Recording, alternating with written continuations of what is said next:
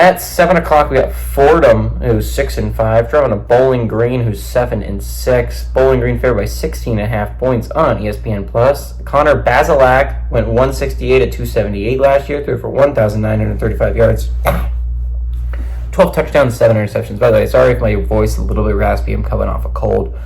Terrion Stewart had 125 carries for 762 yards and 8 touchdowns, and Harold Fannin Jr. had 44 catches for 623 yards and 6 touchdowns. I think what's going to be really interesting to watch about Bowling Green this year, right, is they bring back a lot of this talent. And now, again, I understand Bowling Green 7-6 isn't like, it's like, whoa, 7-6, but I think there are 7-6 teams, like we saw with Georgia Tech in week 0, that are better than that record indicates. They were playing better at the end of the year than they were at the beginning of the year. And I don't know if that's exactly Bowling Green, but you look back at Bowling Green's season and they had some impressive wins. They went to Georgia Tech and won. There's a lot, and this was a team that was young and new, right? Connor Bazelak had just transferred there. They bring him back.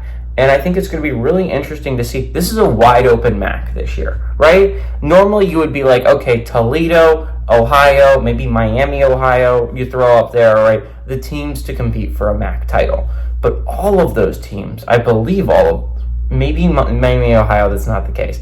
But vast majority of those teams have lost their starting quarterback. DeQuan Finn for Toledo is gone. Curtis Rourke for Ohio is gone. And so what are you looking at? That should leave an opening in the MAC. And now, I'm not saying that Bowling Green is going to be competing for a playoff spot or anything like that, because I do think the MAC is by far the weakest of any other conference. I mean, you could argue Conference USA is weaker, but I think why Conference USA has a better shot at getting a team into the playoffs is they have a team like Liberty that's so much better than everyone else.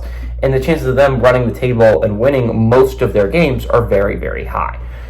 Compared that to a conference like the American or the Sun Belt or the Mountain West, where it's going to be a lot more competitive and it's going to be a lot of really good teams coming out of it. I think if I had to pick a conference I would be most surprised a team comes out of for the playoff this year, it would be the MAC. I don't think the MAC has a great shot at sending a team, but I think Bowling Green has a decent shot at making a play for the MAC title this year. They have the pieces there. A lot of other teams are going to be going through a little bit of a transition period that Bowling Green right now is not.